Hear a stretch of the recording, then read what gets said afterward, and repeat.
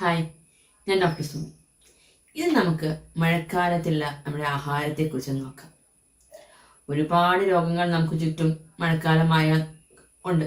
പനിയായും ജലദോഷമായും ചുമയായും അതല്ല വയറിന് ഉണ്ടാകുന്ന ഒരുപാട് ബുദ്ധിമുട്ടുകളായും ഒക്കെ നമ്മുടെ ചുറ്റും ഒരുപാട് അസുഖങ്ങൾ ഉണ്ട്. അപ്പോൾ ഇതിനെ നമുക്ക് എങ്ങനെ പ്രിവെന്റ് ചെയ്യാം? അതിൽ നമുക്ക് ഏതൊക്കെ രീതിയിലാണ് നമുക്ക് അതിനൊരു പ്രിക്കോഷൻസ് എടുക്കേണ്ടത്, നമ്മുടെ ആഹാരത്തിൽ നമുക്ക് പ്രിക്കോഷൻസ് എടുക്കേണ്ടത് എന്ന് നോക്കാം. ഇപ്പോൾ മഴ അത്യാവശ്യം നല്ലപോലെ പെയ്യുന്നുണ്ട്. അപ്പോൾ എല്ലാവർക്കും കുട്ടികളായാലും ശരി ചുമ ജലദോഷമെല്ലാം കാര്യമായിട്ട് തന്നെ ഉണ്ട് അല്ലേ. അപ്പോൾ കാലത്ത് നമുക്ക് ആരായാലും രാവിലെ എല്ലാവരും ഒന്നെങ്കിൽ ഒരു ചായയോ അതല്ല ഒരു കാപ്പിയോ അതല്ലെങ്കിൽ ഇളം ചൂടുവെള്ളമോ ഒക്കെ കഴിക്കുന്നവരായിരിക്കും. അപ്പോൾ അതിലെല്ലാം തുളസിയോ അല്ലെങ്കിൽ കുരുമുളക്, ചുക്ക്, അതല്ലെങ്കിൽ ഒരു കഷ്ണം നല്ല കറുവാപ്പട്ട, ചെറിയ കഷ്ണം, അതൊക്കെ ഇട്ട് നമ്മുടെ രാവിലത്തെ ദിവസം തുടങ്ങുന്നത് വളരെ നന്നായിരിക്കും. ഇനി ഫ്രൂട്ട്സ് കഴിക്കുമ്പോൾ തന്നെ മഴക്കാലത്ത് നമ്മൾ കുറച്ച് അത് പൊതുവേ ഇത്തിരി കുറവായിരിക്കും പഴങ്ങൾ കഴിക്കുന്നത് അല്ലേ. എന്നാലും നമ്മൾ കഴിക്കുന്നത് നമ്മൾ ബെറീസ് എല്ലാം തിരഞ്ഞെടുക്കാൻ പ്രത്യേകം ശ്രദ്ധിക്കണം. ബെറീസ് ആകുമ്പോൾ നമുക്ക് ഒന്നും കൂടെ നമുക്കതൊരു ഇമ്മ്യൂണിറ്റി കൂട്ടും. അതുപോലെ വൈറ്റമിൻ സി കണ്ടന്റുള്ള ഫ്രൂട്ട്സ്, നെല്ലിക്കയോ അതല്ല ഓറഞ്ച് പോലുള്ളൊക്കെ, മൂസമ്പി പോലുള്ളൊക്കെ കഴിക്കാൻ ഒന്നുകൂടെ ശ്രദ്ധിക്കാം. അപ്പോൾ ഒന്നുകൂടെ നമുക്ക് രോഗപ്രതിരോധ ശക്തി കൂടുന്നതിന് അത് വളരെ നല്ലതാണ്. പിന്നെ ഇത് കൂടാതെ മറ്റൊന്നാണ് നമ്മൾ യൂസ് ചെയ്യുന്ന പച്ചക്കറികൾ അല്ലേ.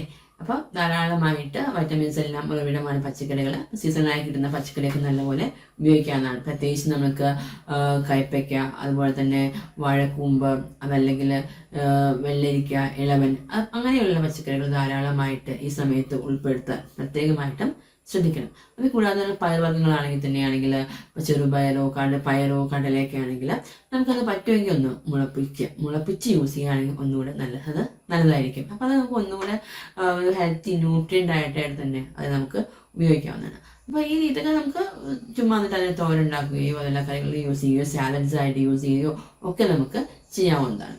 ഇത്രയും കാര്യങ്ങൾ ശ്രദ്ധിച്ചാൽ നമുക്ക് ഒരുപാട് നമ്മുടെ ദഹന സംബന്ധമായ പ്രശ്നങ്ങൾ ഇല്ലാതാക്കാൻ തന്നെ സാധിക്കും. പിന്നെ മഴക്കാലത്തുണ്ടാകുന്ന പ്രധാന പ്രശ്നം നമ്മൾ വെള്ളം കുടിക്കാതിരിക്കുകയാണ്. പ്രോപ്പറായി ആരും വെള്ളം എടുക്കുന്നില്ല. വേനൽക്കാലത്ത് ഒരുപാട് വെള്ളം കുടിക്കുമായിരുന്നു അല്ലേ. പക്ഷേ ഈ മഴ പെയ്യുമ്പോൾ വെള്ളത്തിന്റെ അളവ് എല്ലാവർക്കും വളരെ കുറവാണ്. പക്ഷെ അത് പാടില്ല. പ്രോപ്പറായിട്ട് നമ്മുടെ ബോഡിയിൽ ജലാംശം നിലനിൽക്കാൻ എല്ലാവരും ശ്രദ്ധിക്കണം. ഇല്ലെങ്കിൽ നമുക്കത് യൂറിൻ ഇൻഫെക്ഷൻ പോലുള്ള ബുദ്ധിമുട്ടുകളോ അല്ലെങ്കിൽ ദഹനത്തിലുള്ള ബുദ്ധിമുട്ടുകളോ ഒക്കെ ഉണ്ടാകാൻ ചാൻസ് ഉണ്ട്. അപ്പോൾ എന്നാൽ കൂടുതൽ തണുത്ത വെള്ളം അല്ല പറയുന്നത്, ഒരു ഇളം ചൂടിലേക്ക് നമ്മൾ വെള്ളം കഴിക്കണം.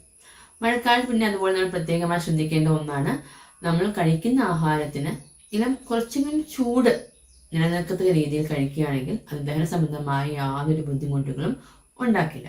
ഓക്കെ, അപ്പോൾ നമ്മൾ ഭക്ഷണം കഴിക്കുകയാണെങ്കിൽ തന്നെ എന്താണ്, കൂടുതൽ ഹെവി ആയത് കഴിക്കാതെ ലൈറ്റായ ഭക്ഷണങ്ങൾ കഴിക്കാൻ പ്രത്യേകം ശ്രദ്ധിക്കണം. എന്നാൽ നമുക്ക് ദഹനത്തിനെ പൂർണ്ണമായിട്ടും ഒന്ന് ദഹിക്കത്തക്ക രീതിയിലുള്ള ആഹാരങ്ങളായിരിക്കും പ്രത്യേകിച്ചും ഈ സമയത്ത് കഴിക്കേണ്ടത്. ആ ഭക്ഷണത്തിൽ കുറച്ച് ഫ്ലൂയിഡ് കണ്ടന്റ് എക്സ്ട്രാ ഉണ്ടെങ്കിൽ വളരെ നന്നായിരിക്കും.